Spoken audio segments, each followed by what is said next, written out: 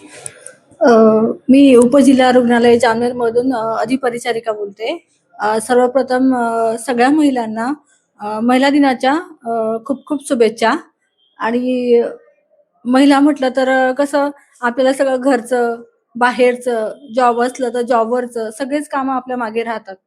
आणि या सगळ्या गोष्टीला आपण मागे पाडून आपले जे कर्तव्य असतात आपण ते बजावत राहतो.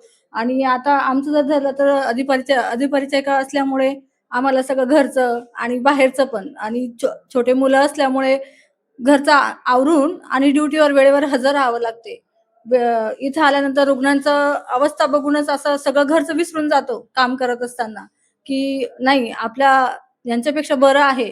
पण यांना सेवा देत असताना ना घरचं काही आठवण येत नाही. कोणत्याच गोष्टीचं असं भान राहत नाही काही काम करत असताना, की काही आहे म्हणून. सगळं जग आम्ही विसरून जातो आणि इथं सतत पूर्ण अ, पूर्ण याने मेहनतीने आम्ही त्यांचं देखभाल करत राहतो. कारण की म्हणतात ना, मानव सेवा हीच ईश्वर सेवा आहे. म्हणून आम्ही या क्षेत्रामध्ये येऊन आम्हाला अ, असं वाटत नाही, की आम्ही काही असं असं वाटते, की आम्ही काहीतरी चांगलं पुण्य केलं असेल मागच्या जन्मी, की आम्हाला हे क्षेत्र भेटले आणि या क्षेत्रामध्ये आम्हाला लोकांची सेवा केल्याने आम्हाला अ, मनाला समाधानी पण तेवढीच वाटते.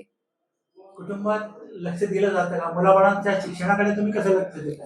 आम्ही जॉब करून त्यांचं म्हणजे वेळेचं वेळेचं नियोजन करून त्यांच्याकडे पण लक्ष दिलं जाते. पण जेवढं घरी राहून लक्ष दिलं जाते, तेवढं ड्युटीवर असताना लक्ष दिलं जात नाही. तुमचा हा जो रुग्ण सेवेचा अखंड वारसा तुम्ही चालवत आहात, याबद्दल नव्या पिढीला काय संदेश द्याल? नव्या पिढीला हेच संदेश देऊ कारण की बाकीच्या क्षेत्रामध्ये कसं एवढं हे स्कोप नाहीये आणि या क्षेत्रामध्ये फार स्कोप आहे आणि हा क्षेत्र असा आहे ना, की आपल्याला जिवंतपणे माणसाची सेवा करायला भेटते.